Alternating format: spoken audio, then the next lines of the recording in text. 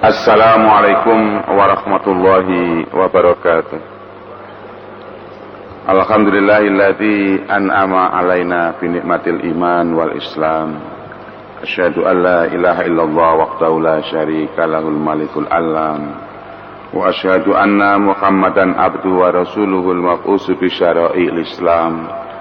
Allahumma shalli wa sallim wa barik ala nabiyyina Muhammadin wa ala alihi wa sahbihi fil layali wal ayyam. Amma ba'du, faqad qala Allah Ta'ala fi kitabil karim, a'udzu billahi minasyaitonir rajim. Ya ayyuhalladzina amanu taqullaha wa qulu qawlan sadida. Wa qala sallallahu alaihi wasallam, yassira wa la tu'assira wa 'allima wa la tunaffira. Shadaqallahul azim wa sadaqa rasuluhul karim. Para jamaah subuh yang dimuliakan Allah, patut kiranya kita bersyukur kehadirat Allah yang telah memberikan nikmat kepada kita berupa nikmat iman dan Islam. Kita bersaksi tiada Tuhan selain Allah yang esa, yang menguasai seluruh alam, dan kita bersaksi bahwa Nabi Muhammad adalah hamba dan utusan Allah yang diutus untuk menyampaikan syariat Islam. Mudah-mudahan sholawat dan salam senantiasa terlimpahkan kepada junjungan Nabi besar Muhammad sallallahu alaihi wasallam beserta seluruh keluarganya dan semua pengikutnya sepanjang hari, sepanjang malam. Selanjutnya para jamaah, marilah kita kaji firman Allah yang menjelaskan kepada kita bahwa dalam segala hal kita ini hendaklah memiliki keimanan, ketakwaan dan kejujuran. Sebagaimana firman Allah yang saya sampaikan tadi, ya ayyuhalladzina amanu taqullaha wa qulu qawlan sadida. Wahai orang-orang yang beriman, bertakwalah kamu kepada Allah dan hendaklah engkau berkata dengan perkataan yang jujur.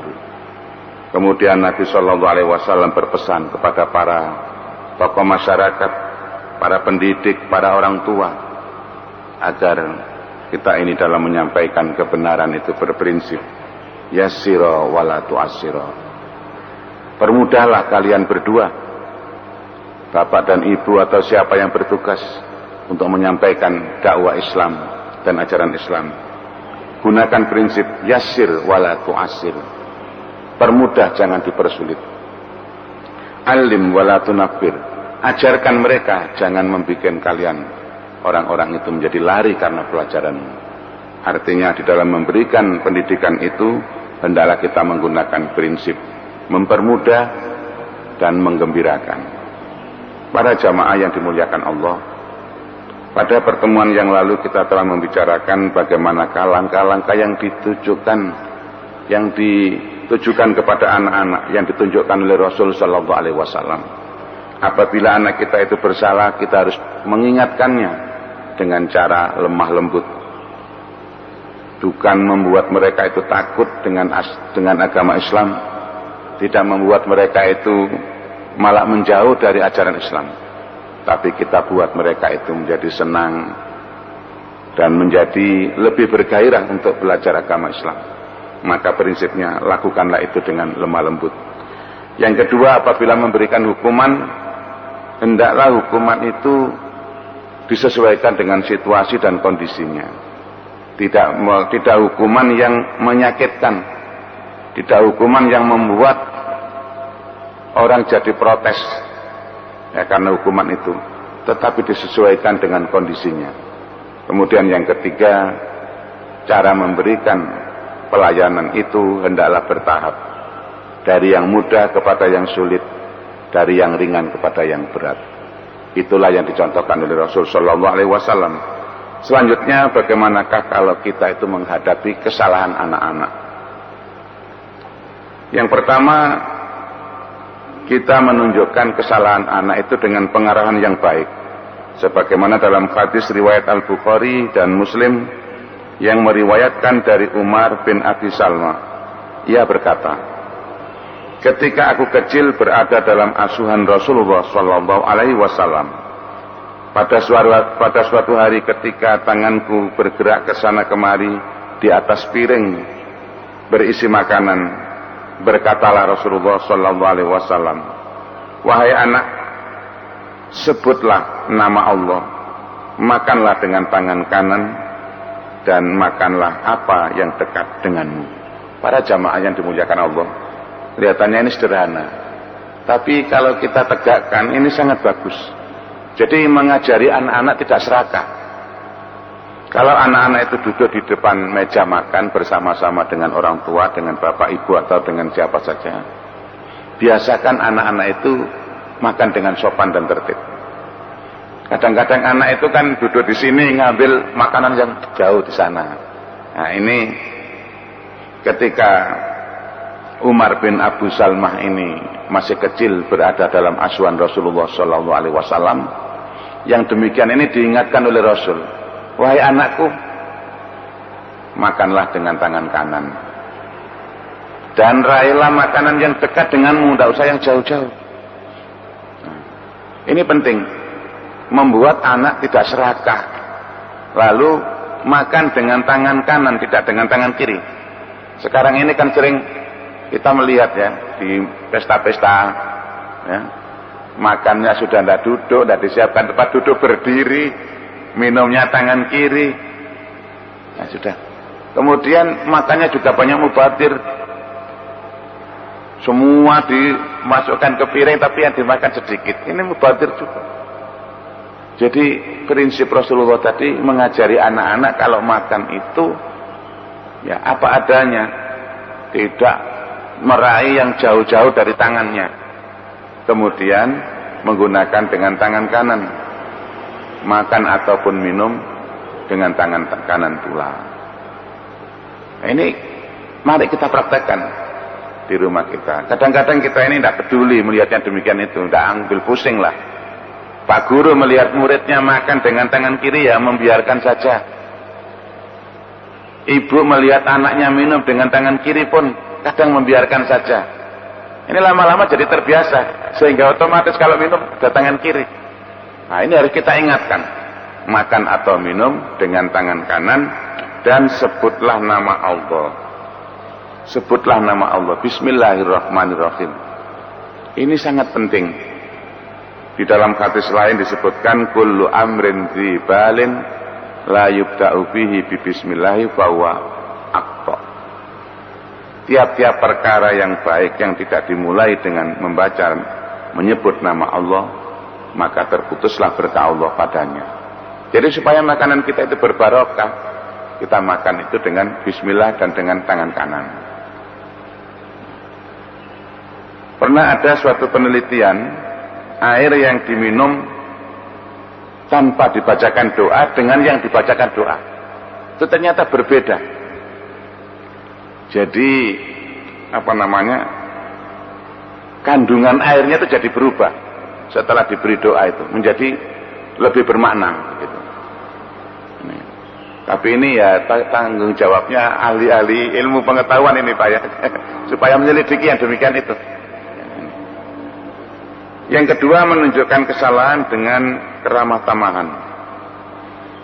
Al-Bukhari dan Muslim meriwayatkan dari Sahal bin Sa'ad radhiyallahu an bahwa Rasulullah sallallahu alaihi wasallam diberi minuman dan beliau minum sebagian. Di sebelah kanannya duduk seorang anak dan di sebelah kirinya beberapa orang tua. Rasulullah berkata kepada anak-anak itu, "Apakah engkau mengizinkan untuk memberi kepada mereka?" Maksudnya memberikan minuman ini kepada orang-orang tua. Mereka menjawab, anak itu menjawab, "Tidak, bagianku yang diberikan oleh engkau tidak akan saya berikan kepada siapapun." Maka Rasulullah meletakkan minuman itu di tangan anak itu, dan anak itu ternyata adalah Abdullah bin Abbas. Para jamaah yang dimuliakan Allah, ini tadi menunjukkan bahwa Nabi Shallallahu Alaihi Wasallam itu menghormati orang tua dan memperhatikan anak-anak. Jadi di sebelah kanannya ada anak kecil, sebelah kirinya banyak orang tua. Sedangkan gelas yang dipegang itu hanya satu. mau diberikan kepada orang tua, ada anak-anak. Sedangkan dia memperhatikan anak-anak dan menghormati orang tua.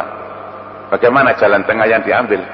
Rasulullah SAW setelah meminum sebagian air itu bertanya kepada anak yang di sampingnya, "Nah, ini mau saya berikan kepada kamu, tapi ya saya menghormati orang tua-tua ini.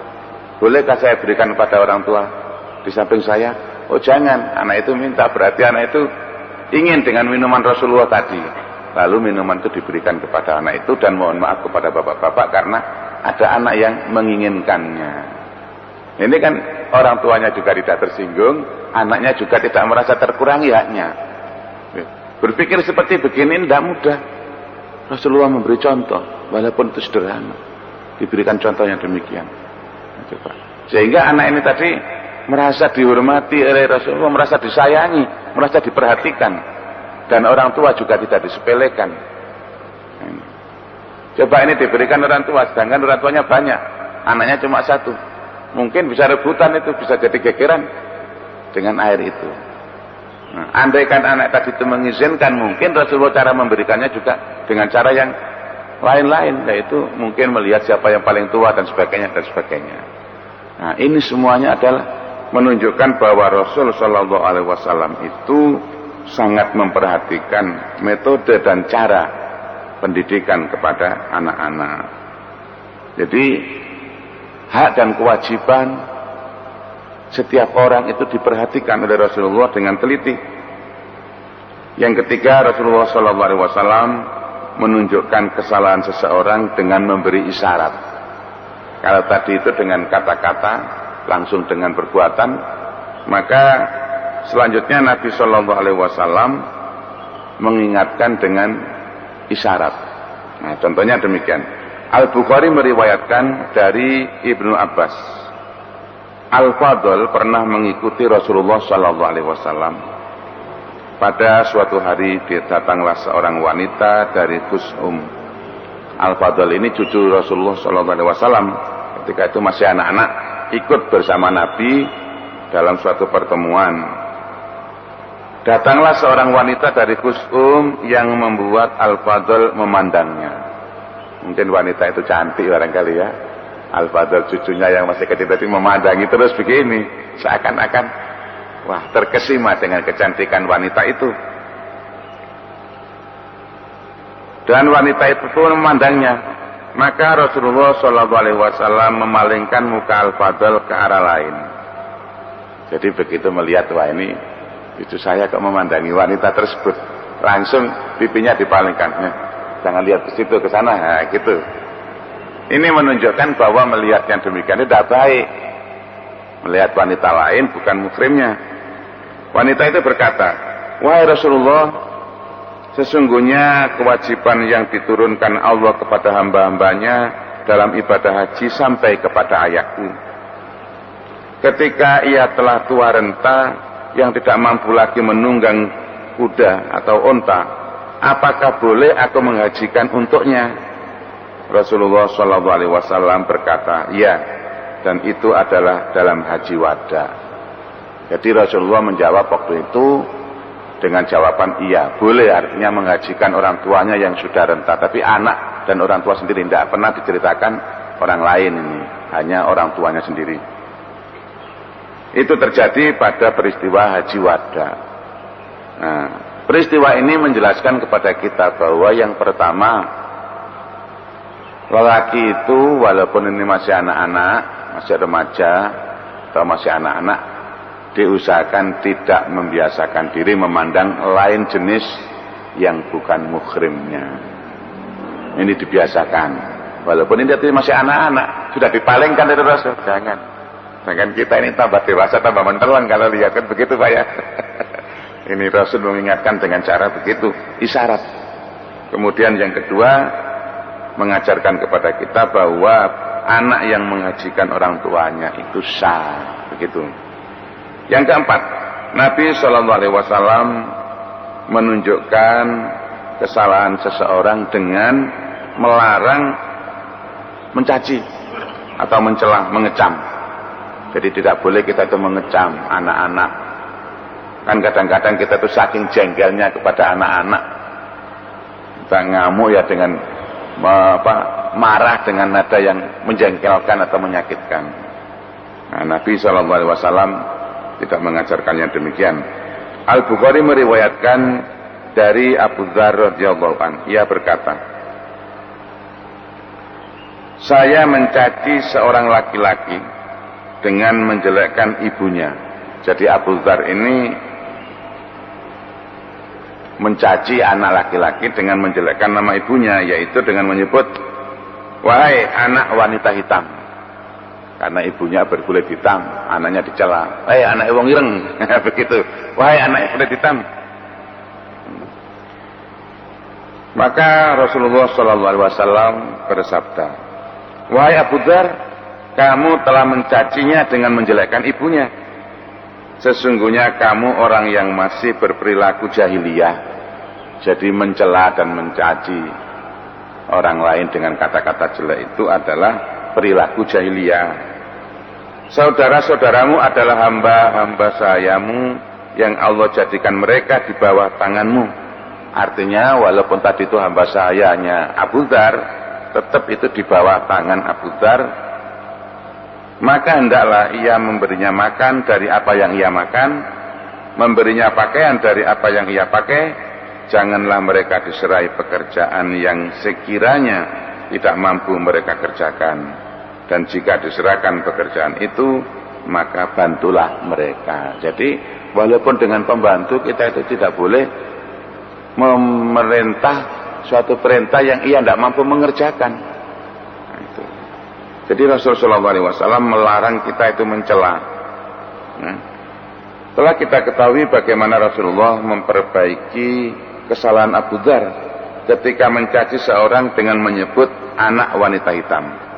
Rasulullah SAW mengecam dengan perkataannya, wahai Abu Dzar, sesungguhnya kamu masih berperilaku jahiliyah. Nah, jadi jangan sampai kita itu mencaci, mencela dengan ejekan-ejekan yang tidak menyenangkan. Kalau menyenangkan tidak apa-apa. Seperti sahabat Abu Hurairah, itu karena senangnya dengan kucing, dijuluki oleh Nabi, bapaknya kucing kecil ya, jadi Abu Hurairah. Banyak juga yang lain-lain seperti Abu Bakar, namanya Abdullah bin Abi Quhafa, karena pada pagi hari sudah masuk Islam. Di saat orang lain masih kafir, dia sudah masuk Islam. Di saat orang-orang lain masih musyrik, dia sudah beriman. Maka disebut oleh Nabi Abu Bakrin, bapak yang pagi-pagi sudah masuk Islam.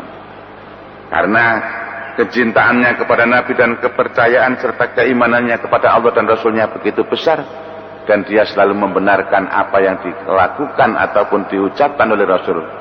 Maka ia digelari oleh Nabi dengan As-Siddiq, orang yang selalu membenarkan perkataan dan tindakan Nabi Shallallahu Alaihi Wasallam. Itu boleh dengan julukan yang baik, tapi kalau julukan yang jelek tidak boleh. Hei ketek, hei monyok dan sebagainya.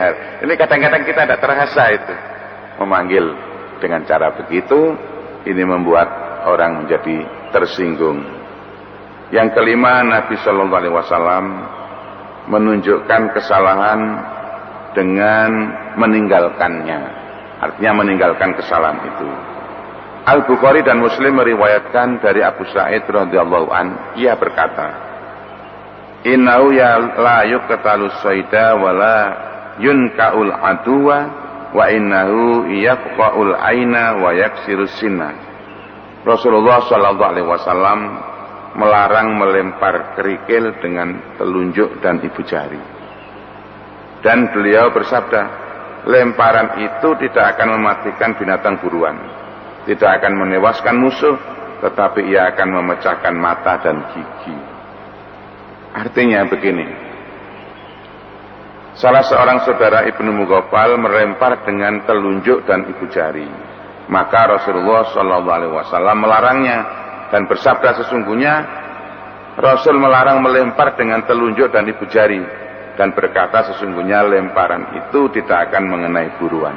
Maksudnya begini, kalau kita itu berburu, hendaklah dengan cara yang baik. Jadi kalau memanah ya dengan panah, menembak ya dengan tombak. jangan melempar dengan batu.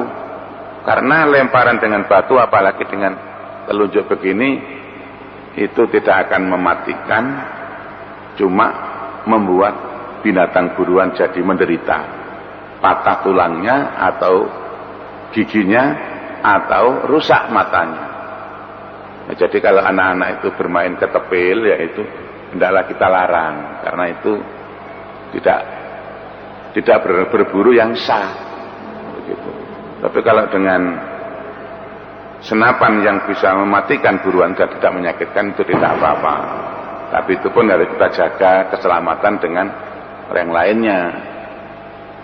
Berburu binatang-binatang yang sudah langka dan dilindungi juga tidak diperbolehkan. Nah, begitu. Jadi ini hadis ini menjelaskan kalau kita itu berburu hendaklah dengan cara yang baik. Kalau menyembelih juga demikian dengan cara yang baik. Al-Bukhari meriwayatkan bahwa Ka'ab bin Malik ketika tidak ikut Rasulullah dalam peperangan di perang Tabuk, ia berkata, "Nahan Nabiyyu sallallahu alaihi wasallam an kalamina wa dzakara khamsina lailatan." Rasulullah sallallahu alaihi wasallam tidak berbicara kepada kami selama 50 malam hingga turun ayat tentang taubat mereka dalam Al-Qur'an. As-Suyuti meriwayatkan bahwa Abdullah bin Umar radhiyallahu an meninggalkan anaknya hingga mati karena tidak memberikan makanan dan sebagainya. Karena tidak ingat dengan hadis yang disebutkan ayahnya atau kakek anak yang ditinggalkan itu. Rasulullah SAW pernah bersabda bahwa Rasulullah melarang kaum laki-laki, melarang kaum wanita untuk pergi ke masjid. Maksudnya begini Bapak Ibu, pada saat anak kecil itu ditinggalkan ke masjid, tidak ada yang merawat di rumah. Ini tidak boleh. Makanya selama kita itu ada tanggungan anak-anak, maka yang datang ke masjid adalah laki-laki saja, perempuannya menjaga anak di rumah. Itu demikian maksudnya. Jadi kadang-kadang Rasulullah mengingatkan itu dengan cara memutuskan meninggalkan pekerjaan itu. Jadi tidak boleh kita itu meninggalkan tugas, ya, karena alasan yang tidak jelas. Ini tadi semuanya ditinggalkan, tugas yang penting ditinggalkan untuk sholat. Bapak ibunya pergi, anaknya tidak ada yang merawat sampai terjadi meninggal dunia. Maka Rasul melarang yang demikian itu. Tugas kewajiban pokok tadi bagi wanita dilaksanakan, bapaknya yang pergi ke masjid. Yang keenam, Rasulullah menunjukkan kesalahan dengan memberikan hukuman. Abu Dawud dan Al-Hakim meriwayatkan dari Ammar bin Shu'aib dari ayahnya, dari kakeknya, bahwa Rasul sallallahu alaihi wasallam bersabda, "Muru auladakum bis sholati wa hum abna'u sab'i sinin wadribuhum 'alaiha wa hum abna'u asyar wa farriqu bainahum fil madaji." Suruhlah anak-anakmu mengerjakan sholat sejak mereka berusia 7 tahun dan pukullah mereka jika melalaikannya ketika mereka berusia 10 tahun dan pisahkan mereka dari tempat tidur mereka antara laki dan perempuannya. Jadi boleh dipukul tetapi dengan pukulan sayang, artinya pukulan yang tidak menyakitkan tetapi pukulan yang menunjukkan bahwa anak itu salah gitu. Tidak sholat itu salah gitu. Tapi jangan sampai pukulan itu yang menyebabkan anak itu celaka, dipukul sampai patah kakinya umpamanya, ya tidak boleh, atau sampai benjol, ya jangan. Ini ajaran yang diajarkan oleh Rasul sallallahu alaihi wasallam. Kemudian yang ketujuh, Rasul sallallahu alaihi wasallam menunjukkan kesalahan dengan memberikan hukuman yang membuat anak itu jera. Al-Quran menetapkan prinsip hukuman yang menjerakan dalam firman-Nya, "Az-zaniyatu waz-zani fajlidu kulla wahidin minhuma mi'atu jaldah." Perempuan yang berzina dan laki-laki yang berzina, maka deralah tiap-tiap seorang dari keduanya 100 kali dera. Nah, ini tujuannya apa? Supaya yang lain itu jerah. Kemudian di akhir ayat itu disebutkan wal yashhad adzabahuma ta'ifatun minal mu'minin. Dan hendaklah hukumannya itu disaksikan sekumpulan orang-orang yang beriman. Nah, jadi begitu, kalau toh memberikan hukuman, maka hukuman itu yang menyebabkan orang lain itu jadi jera untuk melakukan kesalahan yang sama. Para jamaah yang dimuliakan Allah, demikianlah beberapa prinsip pendidikan yang disampaikan oleh Rasul Shallallahu Alaihi Wasallam kepada kita. Barangkali ada masukan-masukan yang baik, maka kami persilakan. Silakan Bapak Ibu. Ya, supaya tidak ngantuk ini karena masih pagi ini ya. Silakan bagus. Ya.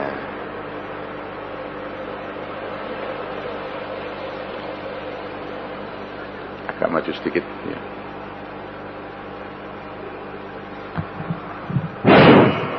Assalamualaikum warahmatullahi wabarakatuh. Waalaikumsalam. Pertanyaan saya masalah pendidikan, Pak. Di akhir-akhir ini banyak pejabat yang membuat resah pada masyarakat. Terutama Pak Saudi membuat keputusan bahwa semua aset swasta yang dikuasai Pemda itu untuk pendidikan akan ditarik. Tetapi di balik itu ada ujung-ujungnya itu duit. Jadi pengelola dari TGRI itu mengelola kan tidak selalu untung. Ini kan ada pendaftaran baru. Nah, itu akhirnya keputusan itu menjadi kontroversi. Sedangkan anak-anak itu kan resah, ada pendaftaran baru, sekolah akan ditutup. Nah, itu bagaimana? Sedangkan demo terjadi luar biasa. Itu persoalan pendidikan pertama. Pertanyaan kedua, itu ada suatu pejabat yang sangat meresahkan di dalam PDAM. Itu akan menaikkan tarif yang luar biasa dengan dasar hukum sebagai satu, NJOB tanah, dua masalah listrik, ketiga masalah lebar jalan. Dan itu kalau diterapkan, itu akan naik 100% lebih. Nah, kalau itu sudah diterapkan nanti, kita kalau diem, itu berarti setuju. Tapi kalau kita protes, kita akan punya masalah yang cukup.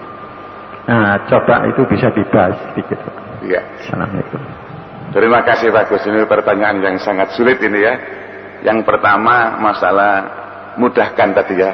Yasir wala tu'asir, permudah jangan dipersulit.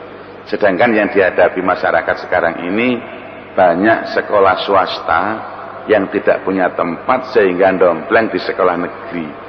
Lalu oleh pemerintah diputuskan harus ditutup. Nah, ini prinsipnya ini mempersulit apa mempermudah kan begitu ya. Ya saya rasa dicari jalan tengah yang paling baik.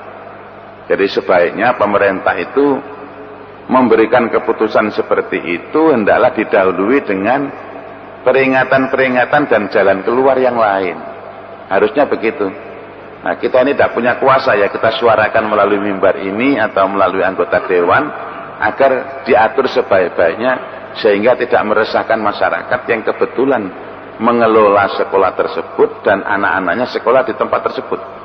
Maka hendaklah diatur cara yang sebaik-baiknya. Kita usulkan itu Pak ya kepada anggota dewan, mudah-mudahan sekolah-sekolah swasta yang dompleng di sekolah negeri ataupun di sekolah lainnya itu bisa terpecahkan jalan keluarnya. Apakah dengan cara diberikan lahan kemudian diangsur ataukah dengan cara yang bagaimana, mereka lah yang lebih ahli. Yang kedua, pejabat yang meresahkan. Seharusnya pejabat yang meresahkan itu banyak membaca Al-Quran dan hadis sehingga mereka itu merasa senang kalau menggampangkan, mempermudah orang gitu loh untuk melakukan kebaikan, jangan malah mempersulit seperti sulitnya air, sulitnya listrik dan sebagainya. Nah, ini juga di luar kewenangan kita, tetapi kita boleh bersuara. Artinya kita suarakan keberatan kita itu apa ya. Masyarakat kita itu ekonominya sudah lemah, sudah terpuruk, kemudian terkena beban lagi. Ini sungguh sangat berat. Maka kita himbau bagaimana para anggota dewan yang menyuarakan, menampung suara rakyat ini bisa menyalurkan aspirasi rakyat ini agar kenaikan tarif PDAM ataupun listrik itu tidak sampai mengganggu kestabilan ekonomi masyarakat dan kestabilan keamanan dan sebagainya. Sebab nanti kalau masyarakat itu tambah berat, ya akan mengalami hal-hal yang sulit, yang mungkin kadang-kadang bisa menimbulkan kemafsadatan atau kerusakan. Jadi memang itu masalah kita bagus, tapi pemecahannya ya kita cuma menghibur saja, tidak bisa memecahkan secara langsung. Ya begitu. Mungkin ada yang lain. Silakan, biar pagi ini semakin hangat begitu. Monggo Bapak. Ya silakan. Agak maju sedikit Bapaknya.